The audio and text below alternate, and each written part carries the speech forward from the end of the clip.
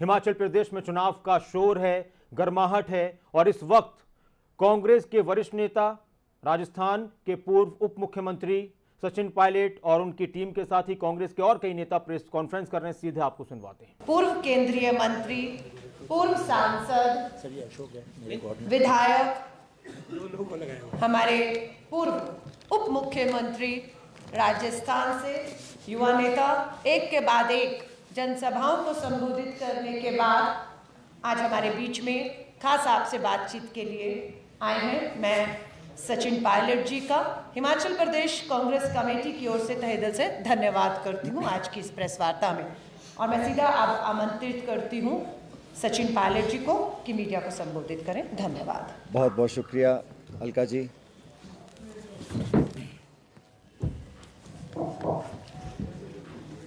साथियों, बहुत बहुत धन्यवाद आप सब यहाँ पर आए शाम को।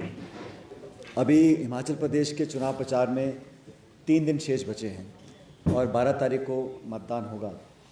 पिछले कुछ दिनों से हिमाचल प्रदेश में तमाम ज़िलों में हम लोगों ने सभाएं करी हैं और जो जनमानस का एक फीडबैक हमको मिल रहा है और जो रिस्पांस लोगों का, कार्यकर्ताओं का, मतदाताओं का है, वो बहुत ही इनकरेजिंग है।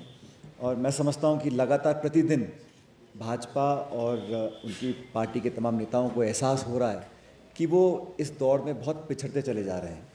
वो मैं इसलिए कह रहा हूँ कि बीजेपी की सरकार को 5 साल यहाँ पर हुए शासन में आए और सरकार बनने के बाद केंद्र में भाजपा की सरकार रही, यहाँ पे भाजपा की सरकार रही, लेकिन 5 सालों में मुख्यमंत्री जी, उनके तमाम मंत्रियों ने जो वादे किए, जो काम किए, बहुत अंतर है उसके अंदर। और लोग इस बात को बोलते हैं कि हिमाचल प्रदेश की सरकार ने अगर 5 साल में काम किए होते, अपने काम के दम पर, अपनी रिपोर्ट कार्ड, अपनी परफॉर्मेंस, अपनी गवर्नेंस, अपनी डिलीवरी के दम पर अगर वोट मांगते तो जनता अगर खुश होती तो अपने आप वोट डालती। अब हो ये रहा है कि इस छोटे से राज्य में लगभग प्रतिदिन प्रधानमंत्री जी, गृह मंत्री जी, रक्षा मंत्री जी और आज कई सभाओं को उत्तर प्रदेश के मुख्यमंत्री जी संबोधित कर रहे हैं। तो अगर मुख्यमंत्री उनके काम पर इतना कॉन्फिडेंस बीजेपी को होता तो शायद इतने बड़े नेता रोज़ इस प्रकार से अपना टाइम, अपने संसाधन ज़ाय ना करते। तो it's a definite indication that the BJP is on a back foot in terms of performance.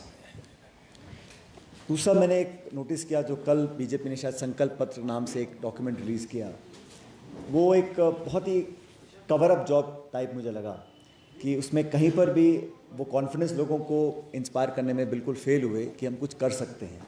सबसे बड़ा मुद्दा उसमें ओपीएस का था, ओल्ड पेंशन स्कीम का।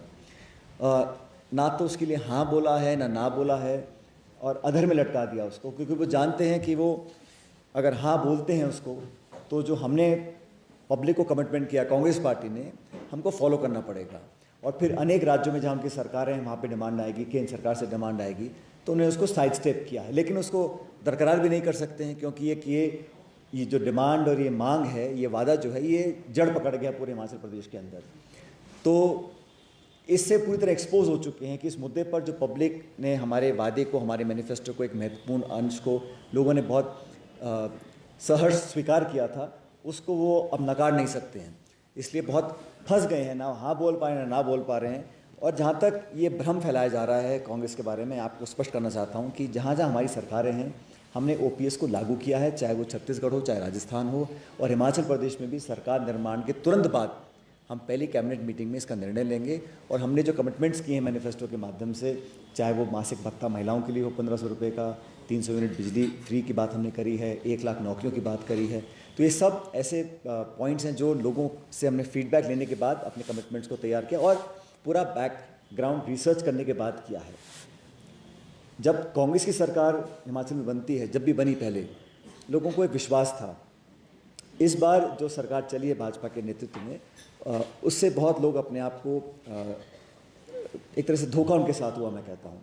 और दोनों सरकारें आपकी हैं, दिल्ली की, शिमला की, फिर भी पेट्रोल, डीजल, खाद्य पदार्थ, सभी इन्फ्लेशन आसमान छू रहा है, अनएम्प्लॉयमेंट हाईएस्ट रेट्स हैं, और ये सरकारी आंकड़े हैं। कुपोषण हो, अनेक ऐसे मुद्दे हैं सोशल इंडेक्सेस पे जहाँ पे भाजपा के दोनों सरकारें, जो डबल इंजन की सरकारें बोलते हैं, दोनों ही इंजन लगभग गड़बड़ा रहे हैं।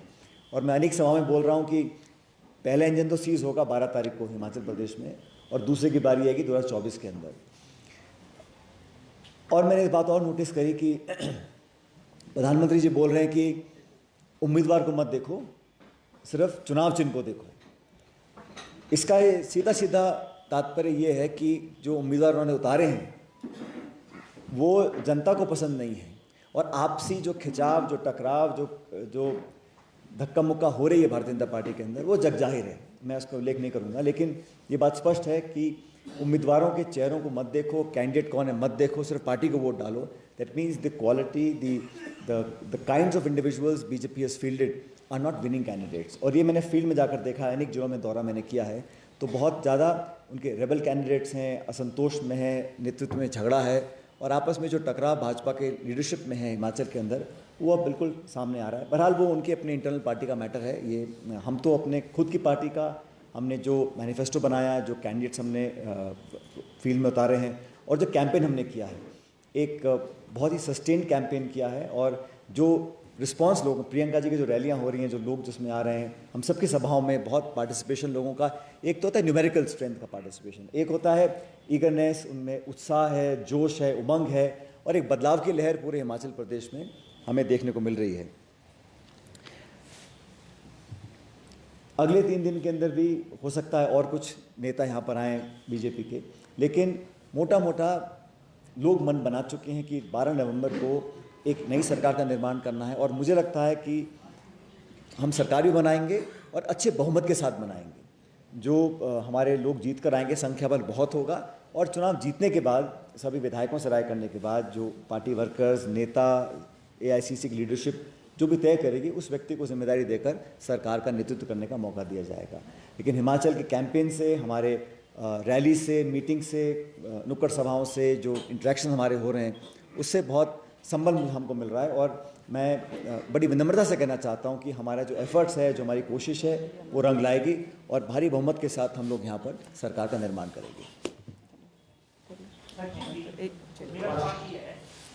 यहाँ से शर्मा जी, एनडीटीवी। या सचिन जी, वीडी शर्मा, एनडीटीवी से। मेरा सवाल ये है, ओपीएस को लेकर लगातार भारतीय जनता पार्टी के नेता जो है ये कह रहे हैं कि छत्तीसगढ़ और राजस्थान में मात्र घोषणा है, और आप तो कुछ सरासर गलत बोल रहे हैं, सरासर गलत बोल रहे हैं। आप जांच करवा लीजिए, हमने जो कहा उसको करा है, और धरातल पर क्रियान्वयन उस योजना का हो रहा है, और इसीलिए हम उस एक्सपीरियंस के आधार पर बोल रहे हैं। बीजेपी के लोग बोलते हैं कि संसाधन कहाँ से लाओगे, पैसा कहाँ से लाओगे। उन्होंने जो कर्ज का बोझ इस प्रदेश की जनता पर थोपा है, वो उनका फिजिकल मिसमैनेजमेंट है। कोई उद्योग लगा नहीं, इन्वेस्टमेंट हुआ नहीं, वेल्थ क्रिएशन हुआ नहीं, आपका टैक्स कलेक्शन पिछड़ रहा है, आपकी फिजिकल मॉनेटरी पॉलिसीज़ बिल्कुल आउटडेटेड हैं, आपने तमाम तरह के जीएसटी थोप दिए। लेकिन इकोनॉमी को ग्रोथ करने के लिए जो स्टिमुलस देना चाहिए, जिस प्रकार की गवर्नेंस होनी चाहिए, जो लीडरशिप होनी चाहिए, वो मिसिंग है। हम लोग ने जो कमिटमेंट्स किए हैं वो सारे इकोनॉमिक क्राइटेरियाज को समझकर किए हैं, और हमारी बहुत एक पुरानी जिम्मेदार पार्टी है जिसने जो कहा है हमने हमेशा कर कर दिखाया है। तो ओपीएस के मुद्दे पर मैं दोबारा बोलना चाहता हूँ, let there be no ambiguity.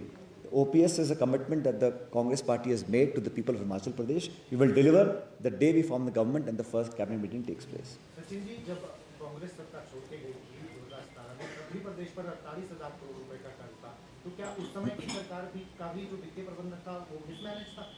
जब आपको पूरा सपोर्ट केंद्र सरकार से नहीं मिलता है, आपको संसाधन ढूंढने पड़ते हैं। यहाँ पर तो आपको पूरा बजट, एलोकेशन, रिसोर्सेज, पैसा सारा मिल रहा था, उसके बावजूद भी आपने आज ये हालात कर दिए। अच्छा, अगर आपने कर्जा लिया भी है इन्वेस्टमेंट के लिए, तो है कहाँ भाई? सड़कों में, स्कूल में, हॉस्पिटल्स में, एजुकेशन में कोई ऐसा इंस्टीट्यूशन यहाँ पे बनाया हो? अब पिछले 2 महीने में आप नारियल फोड़ रहे हैं, फीते काट रहे हैं, पत्थर लगा रहे हैं, लेकिन पिछले 4 साल 10 महीने कुछ नहीं किया। चुनाव से पहले बड़ी बड़ी घोषणाएं, हज़ारों करोड़ रुपए की घोषणाएं हो रही हैं, केंद्र की सरकार कर रही है, राज्य सरकार भी कर रही है, लेकिन वो सिर्फ घोषणा है ना। आपको पूरा देखिए, केंद्र सरकार का पूरा सपोर्ट मिल रहा है, आपको पूर्ण बहुमत की आपकी सरकार है, फिर भी आप डेवलपमेंट एजेंडा को आगे लेकर नहीं आ रहे हैं। आप भावनात्मक मुद्दों पर हमेशा इशू को डाइवर्ट करना चाहते हैं। वो कहीं ना कहीं मैं समझता हूँ सरकार बैकफुट पे, इसलिए इस बात को कह रहे हैं। अगर प्रदेश में कांग्रेस की सरकार बनेगी तो क्या कर्ज नहीं लेंगे? हर सरकार बोरोइंग करती है।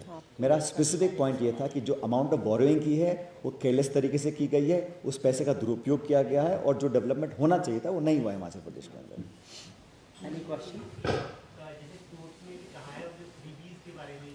फ्रीबीज दिए जाते हैं वो कल से, और भाजपा भी कह रही है हम फ्रीबीज नहीं दे रहे, हम स्ट्रेंथन कर रहे हैं, जो भी हमारी घोषणा पत्र में हम लोगों को स्ट्रेंथन कर रहे हैं, फ्रीबीज नहीं कांग्रेस फ्रीबीज दे रही है उसके भी पास कोई बजट एलोकेशन है नहीं। ये कैसा तर्क है मुझे बताइए।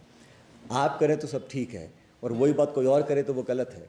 मतलब इस प्रकार का ब्लेटेंट मिस इंटरप्रिटेशन किसी भी शब्दावली का बड़ा गलत है। मैं माननीय न्यायालय की टिप्पणियों पर या निर्णयों पर कोई कमेंट नहीं करना चाहता हूँ, लेकिन भाजपा सरकार में हमने खुद देखा है उत्तर प्रदेश सरकार ने क्या क्या किया है।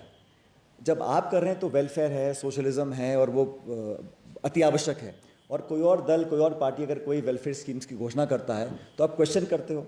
आप सरकार बनाने का मौका दीजिए, हम दिखाएंगे आपको हम कैसे करते हैं, ना सिर्फ हिमाचल प्रदेश में, बाकी राज्यों के अंदर। लेकिन that is very unfair on the part of the BJP कि आप अपने गिरबान में नहीं झांक रहे हैं। आप अपने आप को, आपके सब माफ़ है और कोई और दल इस बात को बोलता है तो उसको आप फ्री बी या रेवड़ी या तमाम तरह की उसमें चर्चाएं करते हैं। वो बड़ा अनफॉर्चुनेट है जो वो कर रहे हैं। जैसा मध्य प्रदेश में हुआ है, सरकार जिस तरीके से वहाँ पे बदली है, उसको काउंटर करने के लिए कांग्रेस के पास प्लान है अभी से? इतना प्रचंड बहुमत आएगा हमारा कि हमारे पास कोई ऑल्टरनेट प्लान की ज़रूरत हमको नहीं मिलेगी। जब 8 तारीख को गिनती होगी दिसंबर में, आप देखिएगा जो संख्या बल हमारा इतना अधिक होगा कि हम प्रचंड बहुमत के साथ सरकार बनाएंगे। सचिन जी, लंबे समय से प्रचार हिमाचल में चल रहा है, सब लोग ये कह रहे हैं हमारा सर्वे राहुल गांधी इतना बड़ा चुनाव हो रहा है, इसको सीरीज में ले रहे हैं, वो चुनाव में नहीं आ रहे, क्या राहुल गांधी चुनाव में प्रचार करने आए? देखिए, राहुल गांधी यात्रा जो कर रहे हैं कन्याकुमारी से कश्मीर तक, आज़ाद भारत में शायद चंद ऐसे लोग होंगे जिन्होंने इतना लंबा एक संकल्प लिया हो पदयात्रा करने का। इतनी लंबी यात्रा करने के लिए 5.5 महीने का समय चाहिए, साल में होते हैं 12 महीने। आप कभी भी 5.5 महीने उठा लीजिए, किसी ना किसी प्रदेश में कभी ना कभी चुनाव होगा, ये एक रियलिटी है। तो कभी उनको करना था। मैं नहीं समझता हूँ कि हम में से कोई भी किसी भी चुनाव या चुनौती को लाइटली लेता है। और आप बिल्कुल बेफिक्र रहिए, हम सब मिलकर यहाँ चुनाव लड़ रहे हैं, लड़वा रहे हैं। और हमारे जो लीडरशिप है, चाहे वो राहुल जी हों, खड़गे जी हों, सोनिया जी, प्रियंका जी, हम सब मिलकर चुनाव लड़ रहे हैं। और जितने भी यहाँ नुमाइंदे आपके सामने बैठे हैं, हम सब एक टीम के सदस्य हैं। और हमारा उद्देश्य है कि हम कांग्रेस की विचारधारा को और व्यापक बनाएं और चुनाव जीत कर जाएं। दोनों स्टेट्स के अंदर, चाहे गुजरात हो चाहे हिमाचल हो, हम जमकर कैंपेन कर रहे हैं। और भाई, आप जो हम कह रहे हैं, आप सुन रहे हैं, उस पर परवाह मत करिए। आप तो 8 दिसंबर को देख लेना परिणाम क्या आते हैं। तो हम लोग जीतेंगे और पब्लिक के आशीर्वाद से जीतेंगे और हम सबकी जो आपसी मेहनत है उसके आधार पर जीतेंगे। लेकिन ये मैं समझता हूँ बड़ा गलत है, क्योंकि राहुल जी जो यात्रा निकाल रहे हैं वो अपने आप में एक ऐतिहासिक है। उनका उद्देश्य जो समाज में एक तरह से टकराव या कड़वाहट पैदा करने की जो कोशिश कुछ ताकतें करती हैं, उसका वो विरोध कर रहे हैं। संस्थानों को खोखला करने की जो कोशिश की जा रही है, उसका विरोध वो कर रहे हैं। लोगों को जोड़ने का काम कर रहे हैं। और वो किसी की आलोचना नहीं कर रहे हैं, कोई बुराई नहीं कर रहे हैं, लेकिन अपने रास्ते चल रहे हैं। और लोग अप्रिशिएट कर रहे हैं जिस कमिटमेंट और जिस एफर्ट के साथ वो लोगों को साथ लेकर चल रहे हैं। जो हुजूम वहाँ निकल रहा है, जो धरातल पर, हो सकता है कि अखबारों में या मीडिया में उसको उतना कवरेज ना मिलता हो, लेकिन जो है उसको झुठला नहीं सकते हैं। और लंबा चलना, मैं गया हूँ 2-1 बार वहाँ पर चलने उनके साथ, आसान नहीं है। रोज़ का 25-30 किलोमीटर चलना, लोगों के साथ मिलना, सुनना, बैठना, समझना, NGOs, किसान, मछुआरे, बच्चे, बुजुर्ग, वकील, अलग अलग तबके के लोगों से मिलना, उनके जीवन में अपने आप को घुसा लेना और फिर उसको कारवान को आगे बढ़ाना, ये ऐतिहासिक साहसिक यात्रा निकल रही है। इसका कोई सानी नहीं है, पहली बात तो। और चुनाव जो हम सब लड़ ही रहे हैं, और मुझे लगता है हमारे एफर्ट में, हमारे कैंपेन में कोई कमी कहीं से नहीं है। धन्यवाद।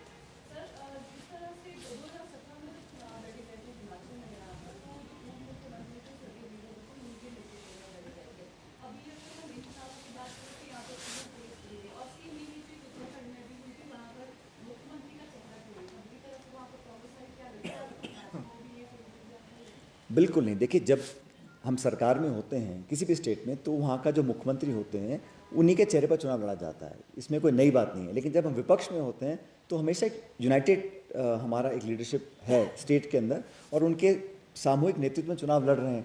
और मैंने शुरू में पहले ही बोल दिया था आपके सवाल पूछने से पहले कि जब हमारे पास इतना टैलेंट है, डेप्थ ऑफ एक्सपीरियंस है, हमारे बहुत सारे ऐसे नेता हैं जो बहुत काबिल हैं। जिस प्रकार से, उदाहरण दे रहा हूँ मैं, सिर्फ गुजरात के जो मुख्यमंत्री बने हैं, अधिकांश लोगों को उनका नाम नहीं पता है। और मुझे मालूम नहीं, वो तो खैर उनका इंटरनल मैटर है। लेकिन हमारे यहाँ जो जीत कर जाएंगे विधायकगण, वो और जो लीडरशिप हमारी दिल्ली में तय करेगी, उस व्यक्ति को काम। और जो भी निर्णय लिया जाएगा वो हिमाचल प्रदेश के हितों को देख कर ही लिया जाएगा। धन्यवाद। अगला सवाल। नहीं नहीं, ओके। Thank you. मैं एक इंफॉर्मेशन आपको देना चाहता हूँ। पायलट साहब का बहुत धन्यवाद, इन्होंने इस प्रचार के दौरान जो चुनाव चल रहे हैं हिमाचल प्रदेश में हमारे लिए बहुत समय निकाला। ये 1 तारीख को भी हिमाचल प्रदेश में थे, 3 जनसभाएं इन्होंने की। उसके बाद 6 तारीख को 4 जनसभाएं पायलट साहब ने हिमाचल प्रदेश में की है। और आज ये जुब्बल कोटखाई, आनी, सुंदरनगर 3 जनसभाएं करके इस प्रेस कॉन्फ्रेंस के लिए पहुँचे। और कल भी ये 2 जनसभाएं, एक लाहौल स्पीति और एक करसोग में करने वाले हैं। तो बहुत बड़ा सहयोग आपका मिला, इसके लिए हम आपके बहुत शुक्रगुजार हैं कि आपने इतना मैं, आप चिंता मत करो, मैं जिता के जाऊंगा। आधा काम करते ही नहीं हम लोग, आधा काम करते ही नहीं, चिंता मत करो।